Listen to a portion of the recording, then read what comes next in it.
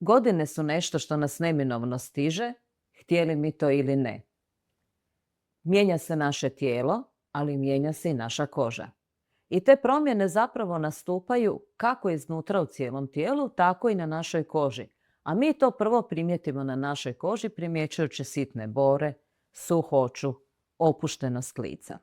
Pri tome ne razmišljamo o tome da su te promjene zapravo one koje se događaju iznutra. A koža samo pokazuje da se u našem tijelu nešto događa.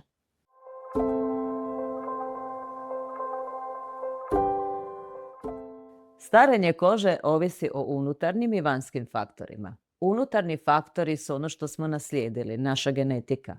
A vanjski faktori su vrijeme, sunce, hrana, pušenje, kreme koje koristimo. Kako vrijeme prolazi, dolazi do opuštanja veza između stanica koje se nalaze u našoj koži. Nakon 30. godine dolazi do gubitka vezivnog tkiva otprilike 1% godišnje, što znači da kada dođemo do 50. godine imamo značajan gubitak vezivnog i elastičnog tkiva u našoj koži. Osim ovoga, dolazi do gubitka potkožnog masnog tkiva i zato dolazi do spuštanja obraza. Dolazi do gubitka vlage u našoj koži i naša koža je suha, nije više zategnuta i nije više sjajna. Zato je važno razumjeti da njega kože nije samo krema. Isto tako je važno razumjeti da kreme nisu jednake, bilo one jeftine ili skuplje. Važan je njihov sastav. Često ćemo na kremi naći da postoji unutra hijaluronska kiselina. Ali ako je na nekakvom 20. mjestu po redu, onda je zapravo taj postotak hijaluronske kiseline u toj kremi vrlo mali i napisan je tek toliko da bi ga naglasili da postoji u toj kremi. A hijaluronska kiselina je jako važan faktor u njezi naše kože.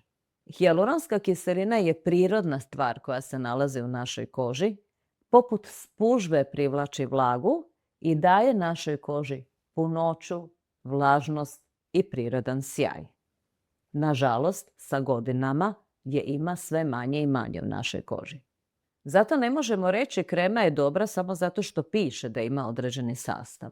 Važno je znati koji je postotak tog sastava i doista kolika je količina onoga što je napisano u sastavu kreme.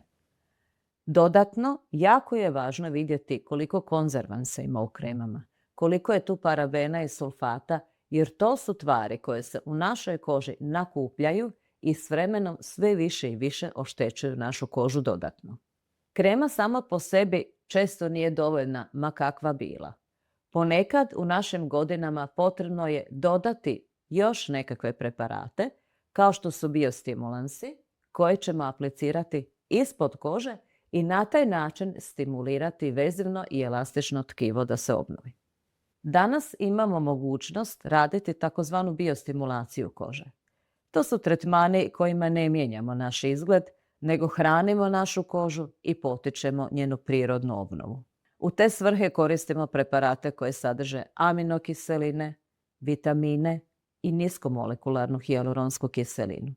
I takvi tretmani pomažu koži da se ponovo stvara kolagen, poboljšava se njena elastičnost i kvaliteta.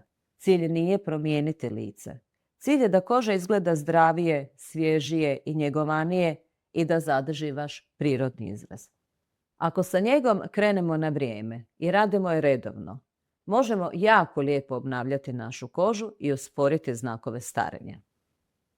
Potrebno je njegu kože raditi ciljano i u dogovoru.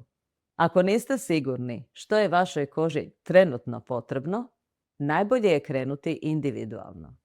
Jer svaka od nas ima svoj tip kože i svoje individualne potrebe. I zato se javite u Vulef centar kako bismo vam preporučili ono što je vašoj koži najpotrebnije.